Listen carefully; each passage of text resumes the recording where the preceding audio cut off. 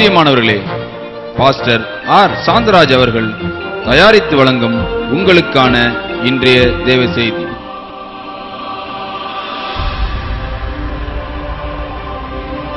இன்று தேவ செய்தியை உங்களோடு கூட கொடுப்பதில் பெருமகிழ்ச்சி அடைகிறேன். கடந்த வாரங்களிலே கர்த்தர் உங்களோடு கூட இருந்து உங்களுக்கு உதவி செய்திருப்பார் என்று நான் விசுவாசிக்கிறேன். தேவன் உங்கள் தேவைகளை அற்புதமாய் சந்தித்திருப்பார் என்று நான் நம்புகிறேன். இன்று நான் ஏற்கனவே கொடுத்த செய்தியின் தொடர்ச்சியாக பேச வேண்டும் என்று விரும்புகிறதான காரியம், God supply, ஆண்டவர் தேவைகளை சந்திக்கிறவர். அதுதான் என்னுடைய செய்தி. ஆண்டவர் தேவைகளை சந்திக்கிறவர். God will supply all your needs, all your needs. உங்கள் எல்லா தேவைகளையும் அவர் நிச்சயமாய் சந்திப்பார். தேவைகளை கர்த்தர் சந்திக்கும் பொழுது பல காரியங்களை குறித்து நாம் தியானிக்கலாம். தியானிப்பது மட்டுமல்ல, அனுபவம் வாழ்க்கையில அவைகள் அப்படியே நடக்கிறது, சம்பவிக்கிறது என்பதையும் நீங்கள் அறிந்து கொள்ளலாம். ஆண்டவருடைய சப்ளை, கர்த்தர் நம்முடைய தேவைகளை சந்திக்கும் விதமும் வழிமுறைகளும், methods, means, everything may not be same all the time. எல்லா நேரங்களிலும் எல்லா காலங்களிலும் எல்லா மனிதருக்கும் ஒன்று போல ஆண்டவர் செய்கிறது இல்லை. I believe the reason is he has lot of methods. அவர் தேவைகளை சந்திப்பதற்கு பல முறைகளை அவர் வைத்திருக்கிறார். மனிதனுக்கு ஒரு சில குறிப்பிட்ட வரையறுக்கப்பட்ட கட்டுப்படுத்தப்பட்ட முறைகள் தான் இருக்கும் என்று நான் நம்புகிறேன். ஆனால் கர்த்தரை பொறுத்த மட்டில் அப்படி இல்லை. அவருக்கு வழிகளா இல்லை, எத்தனையோ வழிகள் வேதத்திலேயே நாம் பார்க்கிறோம். வேதத்தில் எழுதப்பட்ட வழிகளே அவ்வளவு வழிகள் இருந்திருக்கும் என்றால், கசப்பான தண்ணீரை தித்திப்பாய் மாற்றுவது, தண்ணீர் இல்லாத இடத்திலே கற்பாறையிலிருந்து தண்ணீரை கொடுப்பது, தண்ணீர் இல்லாத வனாந்திரத்திலே ஒரு நீர் ஊற்றை உண்டாக்குவது, தண்ணீரை திராட்சரசமாய் மாற்றுவது, தண்ணீரை பிளந்து ஜனங்களுக்கு வழியை கொடுப்பது, ஆசாரிகளுடைய கால்கள் பட்டவுடனே யோர்தான் நதி பிளப்பது என்று எத்தனையோ வழிகளை, எத்தனையோ முறைகளை கர்த்தர் வைத்திருக்கிறார். இஸ்ரவேல் ஜனங்களுக்கு ஆகாரம் இல்லை. 430 ஆண்டுகள் அடிமைத்தனத்தில் இருந்த அந்த ஜனத்தை வெளியே கொண்டு வந்து 40 ஆண்டுகள் வனாந்தரத்திலே நடத்தும் பொழுது, அவர்கள் வெளியே வந்த நாள் முதல் வனாந்தரத்திலே பிரயாணம் பண்ணுகிற நாட்கள் எல்லாம் வாக்குத்தத்தம் பண்ணப்பட்ட பூமிக்கு போகிற வரைக்கும் அந்த மன்னா நின்று போகவில்லை. மன்னாவை கொடுத்து அந்த தேவைகளை அவர் அற்புதமாய் சந்தித்தார். அப்பம், மீன் இவைகளை ஆசீர்வதித்து அதிகமான ஆயிரக்கணக்கான ஜனங்களின் பசியை போக்கினார், தாகத்தை போக்கினார். கொஞ்சமாவது கொஞ்சம் எண்ணெய், அதை ஆசீர்வதித்தார். ஒரு குடம் எண்ணெய், அதை ஆசீர்வதித்தார். என்ன அற்புதம், என்ன அற்புதம்! அவர் செய்கிற விதங்கள் வித்தியாசமானவைகள், சுகமளிக்கும் விதங்கள் வித்தியாசமானது, அவர் தேவைகளை சந்திக்கும் விதங்கள் வித்தியாசமானது. Don't expect God to move or do a miracle always in the same way, same old ways, same old ways. பழைய வழிகள், பழைய முறைகள், பழைய மெத்தட்ஸ், the same methods. அவைகளை கர்த்தர் எப்பொழுதும் ஒன்று போல செய்கிறதில்லை. The reason is God loves varieties. வித்தியாசமான முறையில அவர் தன்னுடைய காரியங்களை செய்வதில் பெருமகிழ்ச்சி அடைகிறார். அது மனிதனுக்கு அதிர்ச்சியையும் ஒரு பெரிய மாற்றத்தையும் எதிர்பார்ப்பையும் ஆன்சைட்டியையும் அது மனிதனுக்குள்ளே ஏற்படுத்துகிறது. சில நேரம் ஜெபித்த உடனே கொடுக்கிறார், சில நேரம் ஜெபித்து கால தாமதம் ஆக்குகிறார். இவைகள் எல்லாம் என்ன? நான் நினைக்கிறேன் அவருடைய சுபாவத்தின்படி இவைகள் எல்லாவற்றையும் அதின் காலத்திலே செய்கிறார். தேவனுடைய வழியும் வழிமுறையும் வேண்டுமானால் மாறலாம், ஆனால் அவர்தான் அடிப்படையில் நம்மை போஷிக்கிறவர், நம்முடைய தேவைகளை சந்திக்கிறவர். ஆவிக்குரிய நிலைமையிலே நான் ஏற்கனவே சொன்னது போல அவர் உலகத்தின் தேவைகளை சந்திக்கிறார். ஆகாரம், தண்ணீர், சரீர சுகம், தங்குவதற்கான இடம், இவைகள் எல்லாம். ஆனால் ஆவிக்குரிய நிலைமையிலே ரட்சிப்பை கொடுப்பது அவர்தான், ரட்சிப்பை உண்டு பண்ணினது அவர்தான். அவர் இல்லாமல் நாம் எப்படி ரட்சிக்கப்பட்டிருக்க முடியும்? Without Jesus you cannot be saved. இயேசு இல்லாமல் ரட்சிக்கப்படவே முடியாது. இயேசு இல்லாமல் ரட்சிக்கப்பட வழிகளே இல்லை. அருமையான தம்பி, தங்கச்சி, மகளே, மகனே, வாலிப பிள்ளைகளே, ஒருவேளை இந்த செய்தியை நீங்கள் கேட்டுக்கொண்டிருக்கும் பொழுது கிறிஸ்தவ குடும்பத்தில் கூட பிறந்திருக்கலாம். You might have been born in a Christian family, but you did not give your heart to Jesus Christ. You are not saved. You did not have that salvation, forgiveness of sin.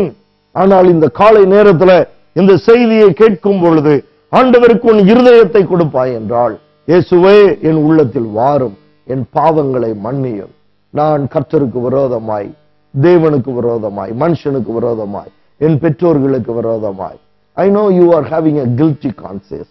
உங்களுக்குள்ளே, உனக்குள்ளே குற்றமான சாட்சி உன்னை வாதித்துக் கொண்டிருக்கிறது. நீ வாழ்க்கையிலே முன்னேற வேண்டும் என்று நினைக்கிறாய், ஆனால் உன்னால் முன்னேற முடியாதபடிக்கு தடைகள் ஏற்படுகிறதை நீ பார்க்கிறாய். It is your sin which is blocking you from going forward. முன்னே போக முடியாதபடிக்கு உன் வாழ்க்கையை அது தடை செய்கிறது. ஆனால் இந்த காலை நேரத்தில் சற்று நேரம் எடுத்து இந்த செய்தியை கேட்ட உடனே, ஆண்டவரே என் உள்ளத்தில் வாரும், என் பாவங்களை மன்னியும் என்று கேள். அந்த ஆண்டவர் உன்னுடைய பாவங்கள் எதுவாயிருந்தாலும் அவைகளை மன்னிக்க அவர் போதுமானவராயிருக்கிறார். ஹீலிங், சுகத்தை கொடுப்பது அவர்தான். சரீரத்தில் என்ன சுகவீனங்கள் இருந்தாலும், நோய்கள் இருந்தாலும் அவைகளை சுகப்படுத்துகிறவர். எங்களுடைய ஊழியங்களிலே, சபை மூலமாய் நாங்கள் செய்கிற ஊழியங்களிலே, நாங்கள் போய் செய்கிற வட இந்திய மிஷன் குருசேட் ஊழியங்களிலே கர்த்தர் மகா அற்புதங்களை செய்கிறதை நாங்கள் பார்த்திருக்கிறோம். சபையிலும் கர்த்தர் செய்கிறதை நாங்கள் பார்த்திருக்கிறோம். I believe in God's miracle healing. ஆண்டவர் சுகமாக்குகிறதை நான் நம்புகிறவன்.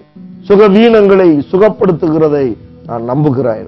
இந்த செய்தியை கேட்டுக்கொண்டிருக்கிற உங்கள் வாழ்க்கையிலும் கர்த்தராலே சுகமாக்க முடியாத எந்த வியாதியும் இல்லை, எந்த வியாதியும் இல்லை. இன்றைக்கு நவீன நாட்களில் காணப்படுகிற மகா கொடுமையான வியாதிகளும் நமக்கு அது பெரிதாயிருக்கலாம், டாக்டர்ஸுக்கு அது பெரிதாயிருக்கலாம், அது கஷ்டமாயிருக்கலாம், கடினமாயிருக்கலாம்.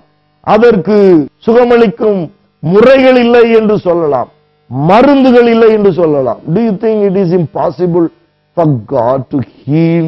It is not too big for God, or it is not too serious for God.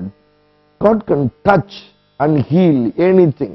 ஆண்டவர் எதையும் எப்பொழுதும் எந்த நேரமும் அவர் சுகமாக்க முடியும். இந்த செய்தியை கேட்கிற நீங்களும் இந்த செய்தியின் மூலமாய், இந்த வார்த்தையின் மூலமாய் அந்த சுகத்தை பெற்றுக்கொள்ள வேண்டும் என்று நான் விரும்புகிறேன். Believe in healing. அந்த சுகத்தை நீ நம்பு, விசுவாசி, ஏற்றுக்கொள்ள, அறிக்கையிடு. இப்பொழுதே அந்த மகா பெரிய கொடிய வியாதிகள் பல நாட்களாய், பல வருடங்களாய் உனக்குள்ளே போராடி கொண்டிருக்கிற அந்த வியாதிகளில் இருந்து ஆண்டவர் உன்னை சுகமாக்க முடியும். Receive that healing. இந்த செய்தியின் முடிவிலே அந்த சுகத்திற்காக நான் ஜெபிக்க போகிறேன். கிருபையை கொடுப்பது அவர்தான். God gives you grace. கிருபை யார் கொடுக்க முடியும்? எந்த மனிதனும் கொடுக்க முடியாது. கிருபையை கொடுப்பது கர்த்தர் தான். Unmerited grace. I am not worthy to receive that grace, but God can give that grace. Glory, மகிமையை கொடுப்பது கர்த்தர் தான். மகிமையை, பாதுகாவலை கொடுப்பது கர்த்தர் தான். எனக்கு பாதுகாவல், வாகனத்திலே போகும்போது பாதுகாவல், ஏரோப்ளைன்ல போகும்போது பாதுகாவல், டூ வீலர்ல போகும்போது பாதுகாவல், பைக்ல போகும்போது பாதுகாவல், சைக்கிளிலே போகும்போது பாதுகாவல், நடந்து போகும்போது பாதுகாவல்.